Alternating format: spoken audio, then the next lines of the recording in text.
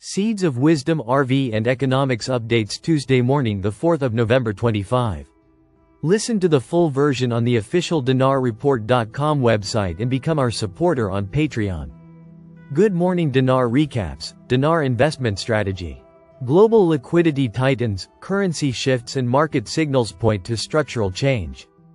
Dollar dominance strengthens as risk assets weaken and fiscal pressures mount across major economies.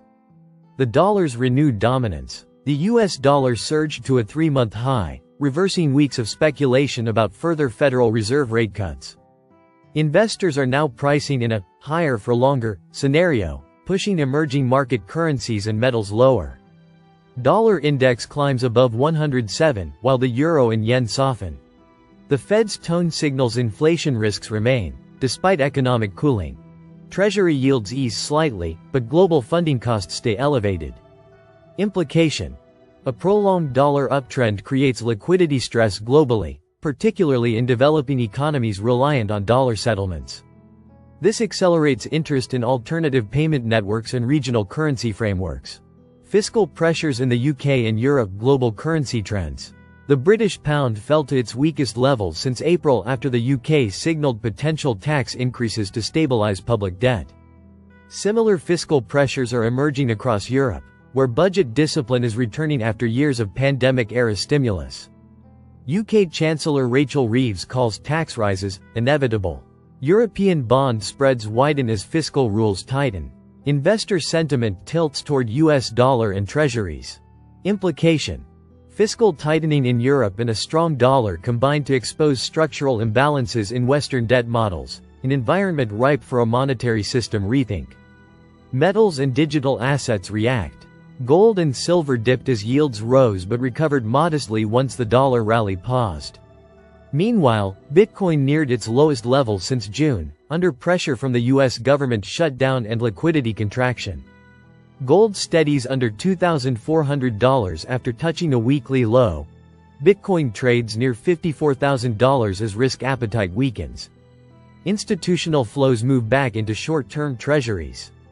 Implication: traditional and digital stores of value are both struggling under tightening liquidity.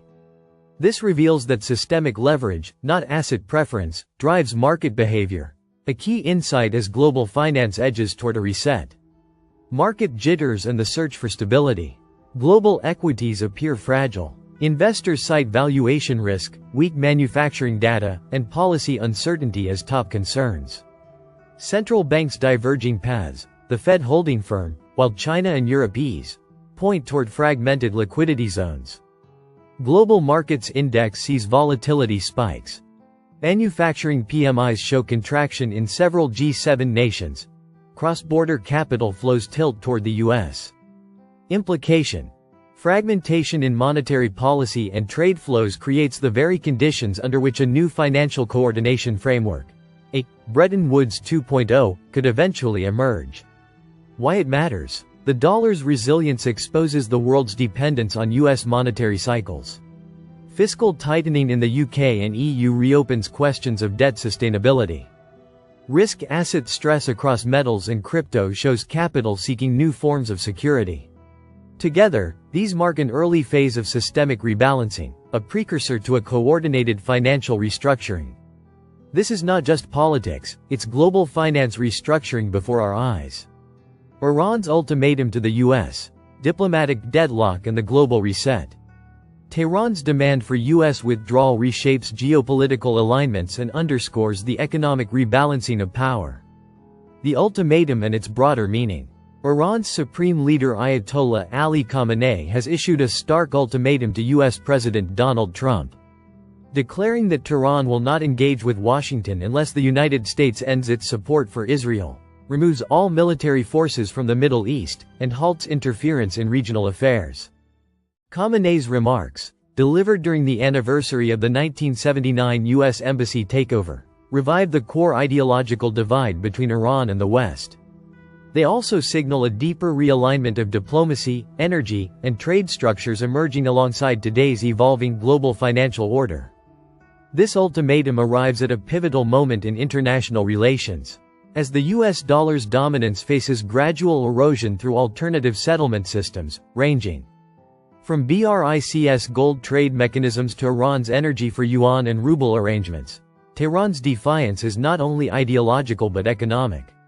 Iran's integration with BRICS and SCO, Tehran's growing participation in BRICS frameworks and the Shanghai Cooperation Organization places it within a non-Western trade bloc emphasizing settlement in local currencies and energy-backed exchanges.